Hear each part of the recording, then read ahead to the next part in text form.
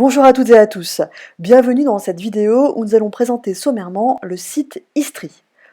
Istri permet de réaliser des frises chronologiques en vue par exemple de restituer une démarche scientifique que vous avez réalisée tout seul ou en équipe. Alors pour cela il faudra vous créer un compte Istri. Une fois que vous arrivez sur la page du site, vous cliquez sur ce bouton-là, Sign Up, désolé pour l'accent.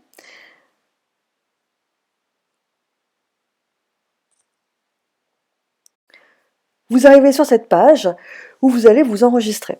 Alors, vous allez choisir la première proposition. Alors, vous n'êtes pas un éducateur, vous n'êtes pas parent, vous êtes autre. Alors, volontairement, on va prendre cette catégorie pour simplifier les choses, vous allez voir. Et à partir de là, vous avez deux possibilités. Donc, soit vous renseignez cette fiche d'identité. Je vous demanderai de bien mémoriser votre mot de passe. Il faudra à ce moment-là cocher que vous êtes d'accord avec les termes d'utilisation du site. Ou alors, si vous avez un compte Gmail, il vous suffit de cliquer sur cet onglet-là et vous avez une petite fenêtre pop-up qui s'ouvre qui vous demande votre accord pour associer le site Istri à votre compte Gmail. Donc en fonction de, soit vous avez un compte Gmail, donc vous cliquez là-dessus, si ce n'est pas le cas, soit ce n'est pas le cas, et à ce moment-là vous remplissez cette fiche d'identité en pensant bien à cocher que vous êtes d'accord avec les termes d'utilisation. Une fois que vous avez créé votre page, vous allez arriver sur ce menu. Donc ce menu, on peut avoir accès depuis le petit onglet Teach en haut à gauche. Alors logiquement dans mes classes, vous n'avez pas cette classe-là, c'était juste pour un essai, donc vous devez juste avoir Add class, donc ça on n'en tient pas compte. La partie qui m'intéresse ici c'est les timelines, donc c'est-à-dire les frises chronologiques. Donc on va en créer une sommairement pour comprendre le principe et on va voir comment on va pouvoir la partager avec par exemple sa professeure de physique-chimie. Alors, quand vous cliquez sur créer une frise chronologique, vous arrivez sur cette nouvelle page qui est l'architecture de la frise chronologique, de la timeline. On peut par exemple, sur la partie grisée, ajouter une bannière. Donc pour cela, il suffit de cliquer sur Add Banner. Je suis confuse pour l'accent ridicule. Vous avez une fenêtre qui s'ouvre, soit vous téléchargez, vous importez une image depuis votre ordinateur, soit vous collez le lien d'une image, donc c'est ce qu'on va faire ici très rapidement. Donc copier l'adresse de l'image. Donc l'image est mise en fond au niveau de la bannière, dans quelques secondes, voilà. Et ensuite, on va commencer à remplir notre frise chronologique. Donc on va choisir un test, donc là, on va mettre essai de réalisation d'une frise. On peut mettre une description, ça c'est très important typiquement si vous voulez décrire l'objectif de votre démarche scientifique. Donc présenter le travail que vous allez faire, présentation aussi pourquoi pas de l'équipe en précisant les prénoms de chaque membre de l'équipe. Vous pouvez ajouter un titre global à la frise, donc ceci est une option. Et puis arrive la partie intéressante, c'est ici. Donc vous avez un trait vertical bleu. Ce trait vertical, c'est en fait le déroulé de votre frise chronologique. C'est une frise chronologique verticale qu'on va créer et non pas horizontale donc. Et le petit logo plus ici va permettre d'ajouter différents blocs à votre frise chronologique. Ces blocs peuvent être de différentes natures, du texte, une image, comme on l'a fait un instant avec la bannière, donc soit depuis l'ordinateur, qu'on peut importer, soit depuis l'ordinateur, soit depuis un site. Une vidéo, donc là à ce moment-là c'est une vidéo que vous pouvez uniquement importer depuis YouTube, donc c'est un lien YouTube qu'il faut identifier. Typiquement si c'est une vidéo personnelle, moi je vous conseille de mettre une vidéo que vous avez importée sur votre chaîne YouTube et de l'avoir mise en lien non répertorié. Vous pouvez mettre aussi un fichier audio. Attention, pour le fichier audio, c'est bien un fichier MP3 qu'il faut importer depuis votre ordinateur. Une rubrique Did you know, donc le saviez-vous, une rubrique un petit peu information. Une autre rubrique intéressante, c'est questions à choix multiples, on va le présenter ici. Drag and drop, donc vous pouvez associer différents blocs. Différents éléments, forum, et puis en tête.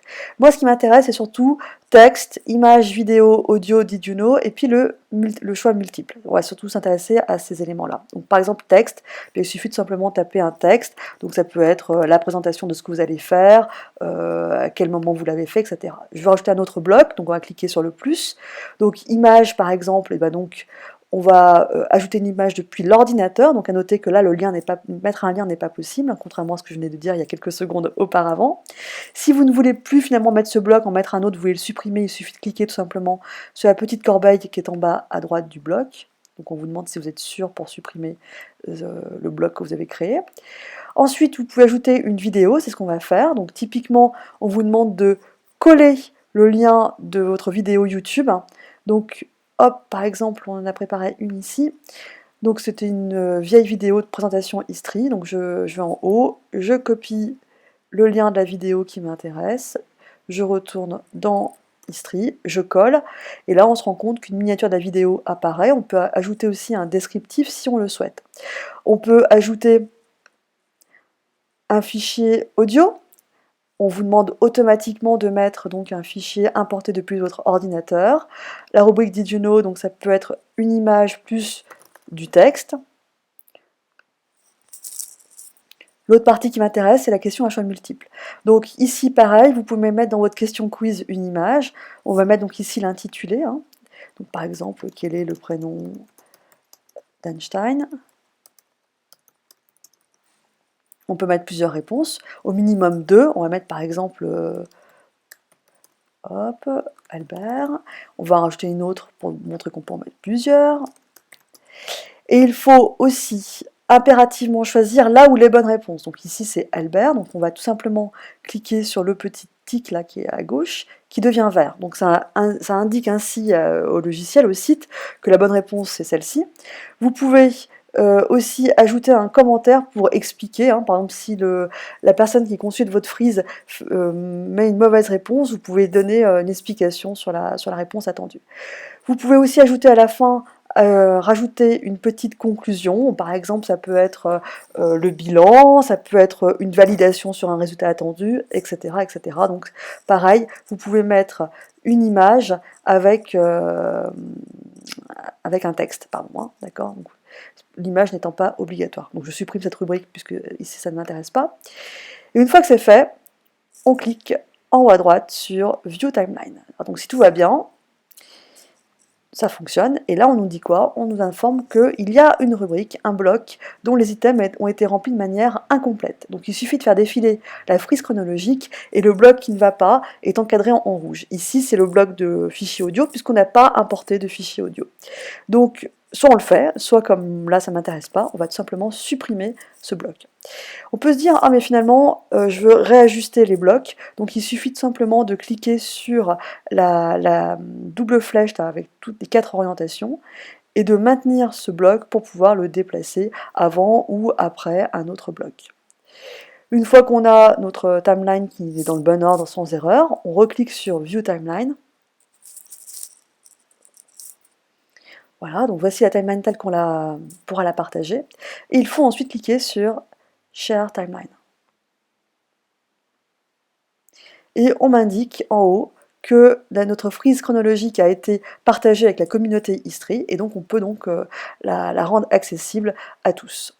Alors si je clique en haut, dans la barre de menu, on se rend compte que la barre de menu, donc, l'adresse, excusez-moi, se termine par Untitled, désolé encore pour l'accent, suivi de 4 chiffres. Donc cette adresse-là, en fait, c'est une adresse pour l'instant qui est temporaire. C'est pas celle-ci qu'on va retenir. On va voir en fait comment on va s'y prendre pour actualiser l'adresse de notre frise chronologique.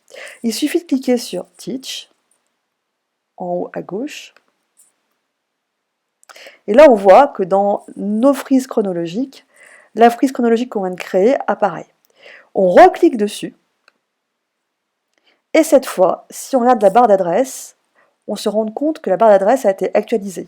Notamment, à la place du Untitled avec les numéros, on a cette fois le nom de notre projet.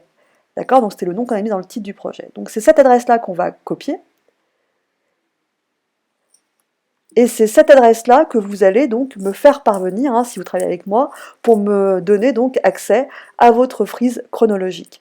Voyons voir voyons tout court même, comment si ce lien fonctionne bien. Donc pour cela, je vais ouvrir un autre navigateur dissocié donc du premier, pour être sûr qu'il n'y ait pas de lien, de connexion, etc. Je colle le lien. La frise s'ouvre tel que nous l'avons créé, donc avec la bannière, le nom de l'utilisateur, le titre de notre frise, le petit paragraphe de présentation ici qui était beaucoup trop sommaire, un petit blabla texte, la vidéo où je n'avais pas mis de commentaires, j'avais pas mis de texte pour commenter la vidéo, le petit quiz.